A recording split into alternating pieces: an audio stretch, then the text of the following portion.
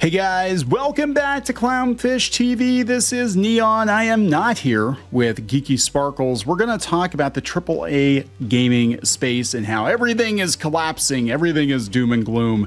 It's all awful. Everything is terrible. No, it actually is. It is pretty bad. Like if you're working in AAA gaming right now, I would tell you, please keep your resume updated. Things are not good. We just saw Microsoft is laying off a bunch of people. 650 more people are getting gone from Xbox. We're talking about the collapse of all of these gaming studios. We're talking about Sony. Probably, I don't know what they're going to do with the studio. Was it Firewalk that did Concord? Probably going to get rid of them at some point in time. We're going to talk about the cost of the PS5 Pro, and I think this is an attempt to get every last little drop of juice out of gamers that PlayStation can get at this point. For every Astrobot, you get like 20 DEI-infused California-developed games. All they got to do is make more Astrobot, but they'll learn. I don't know if there's going to be much left by the time they learn, but I'm sitting here thinking, like, man, what even is Xbox at this point? Like, why even buy an Xbox? Like, literally every game on Xbox you can play on your PC, and your PC basically is an Xbox, right? So this is a cheap-ass gaming PC is all Xbox is anymore, the console. So let's talk about this. Before we get into it any further, please subscribe for more pop culture news, views, and rants, guys. Hey, I can't give you a woohoo, but I will give you an enthusiastic thumbs up if you go to clownfishminus.com. Everybody else is talking about having a plus club. We're going to start a non-plus club over at Clownfish Minus, and this is where we're going to post some stuff that we're not going to post on YouTube, and we can post some comic pages and podcasts that you won't find anywhere else, and I don't know where it's going to go yet. It's really pretty cool, though. I like the community features on it, and we're eventually going to move all of our merchandise and our books and everything over to here as well. So, check this out, guys. Go over to clownfishminus.com. For a limited time, if you sign up, you get your first month for half off. And you do get a discount if you pay annually. It helps the channel because, man, YouTube is not in a good place right now. I'm going to be honest. I'm sure you're probably hearing this from a lot of other content creators, but like, this is everywhere. It's not just blogs. It's also in the video space. The ad rates are not doing so hot. So, if you want to keep Clownfish TV on the air, I'm just saying, we don't want to wind up like Microsoft and lay off the 2 or 3 employees if we have, But this comes from GameFile. I guess they broke it. Microsoft is going to cut 650 more gaming jobs. That's the second big round of cuts at the Xbox maker this year following its purchase of Activision Blizzard. So it could be redundancies. This guy is Stephen Totillo. Microsoft is going to lay off 650 people, according to Phil Spencer. Spencer framed them in the context of Microsoft's October 2023 $69 billion purchase of Activision Blizzard. Other than Call of Duty, I'm trying to figure out exactly why $69 billion. Because it was funny. 69, dude. As part of aligning our post-acquisition team structure and managing our business, we have made the decision to eliminate approximately 650 roles across Microsoft Gaming, mostly corporate and supporting functions, to organize our business for long-term success. The majority of the cuts will impact people in those corporate and support roles at Activision Blizzard, according to a source familiar with the matter. This is the second round of major cuts. Back in January, they did almost 2,000 people. 2,000 people got cut. The cuts also include the cancellation of at least one game project at Blizzard. This time around, no games, devices, or experience will be cut. This time around. No games, devices, or experiences. None of the business unit leaders at Xbox or its affiliated gaming teams will be cut either, according to a source. Throughout the last 2 years, game companies have expanded greatly after the pandemic lockdown. Have enacted deep cuts. Yeah, it's just like Hollywood, right? They spent way too much greenlighting a bunch of stuff, hiring a bunch of people because they thought things were going to go up and up and up and up and up and up. And that's not the case. But beyond that, the quality of the games has declined.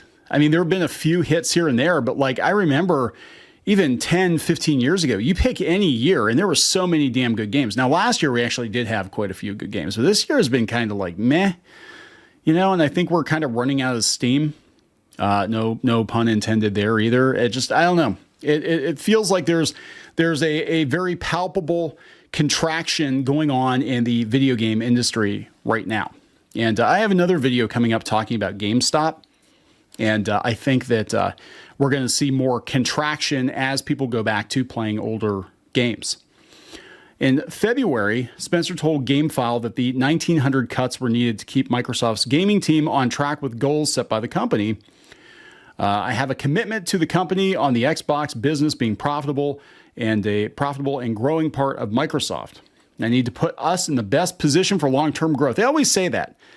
It's like, look, the ship is bringing on water and we're tossing people overboard to, you know what I'm saying? Like, it's not dire. Like, look, Xbox as a brand, I do not think is going anywhere.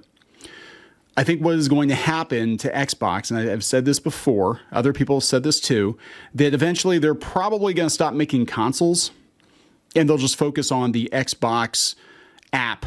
You buy it basically becomes Microsoft's version of Steam, and you buy your games through the Xbox app and you play it on whatever device is running Windows. That's probably what's going to happen because it doesn't make a lot of sense. By the time you get a new console to market, it's already outdated.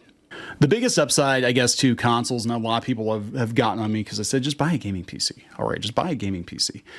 The biggest upside is that everything is consistent, right? Everybody has the same experience and you don't have to fuss with it much. You just basically set it up and go. But gaming PCs now are so easy to set up. I'm not talking about building your own system, your own rig. I mean, that's kind of a pain in the ass. I'm talking about just off the shelf gaming system, middle of the road PC, and you can get a quasi decent rig for $1,000, under $1,000, and you're going to pay that for a PS5. So I'm going to bring this up too. The cost of the PlayStation Pro 5, which is $700, I think, for the unit. And then you have to buy a stand and you have to buy a drive. And apparently it doesn't play Blu-rays. It's crazy. So this is going to be the kill shot, I think, for console gaming. If the exclusive games are not good, if you're getting Concord, you're getting Dustborn, you're getting those kinds of games, right? Suicide Squad, like the DEI infused games, and they're not that good consistently, is it really worth shelling out like $1,000, $900 to $1,000 to play an Astrobot like once a year? I mean, eventually Sony will get desperate enough, Microsoft will get desperate enough that they will put these games on Steam or they'll make them available someplace else. I think they're going to have to, because people are noping out from consoles, in my opinion, new consoles. There's another video coming. We're going to talk about GameStop again. But this is interesting too, because this is Apple, and they're saying that they're going to allow users to play AAA games on mobile. Because you all have phones, don't you? Everybody's got a phone, right? The new iPhone 16 and 16 Pro are supposedly going to be able to play AAA games like Death Stranding and Assassin's Creed Mirage. According to The Verge. According to Inverse. While giving people more opportunity to play these impressive ports is cool, it's Apple's attempt to offer PlayStation-like experiences in the palm of your hand. It will continue to go unnoticed. Will it? I don't know. If everybody's already got a phone and you can just, cast your screen to a TV or something, what is the point of a dedicated console? Because mobile gaming did eat into the console market. It definitely ate into the handheld market, right? People try to argue, no, it didn't. It's a totally different thing. It's like, no, we're way beyond Flappy Bird, which is coming back, by the way. But we're like way beyond that now.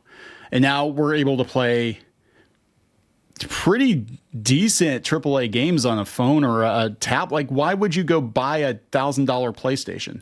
Just get a Bluetooth controller, hook the iPad or the phone up to your TV. You know what I'm saying?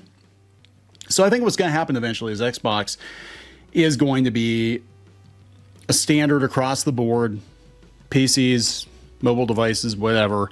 It's probably going to be like Steam. There's probably not going to be a console, or they'll have an Xbox box, which will be like your Steam Deck or something. But they're going to think about the bigger market. People playing games wherever they're at, or they'll just go streaming, which I could totally see them doing that too. Then they control everything, right? You buy the Xbox box and you're just streaming your games like Google, like the Stadia, and you don't actually own anything, because that's going to help AAA gaming. So I'm going to wrap this up, guys.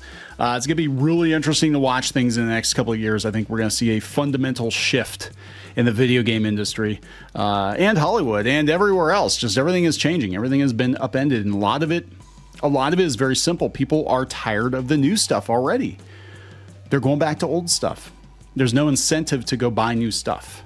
We don't have to keep up with the Joneses anymore because it's not worth it. Go out to Clownfish Minus again, guys. Thank you so much to those of you who have joined. It's been great so far. You guys have been signing up. Thank you. This is how I think we're going to go forward, because I don't trust YouTube. I really don't trust YouTube.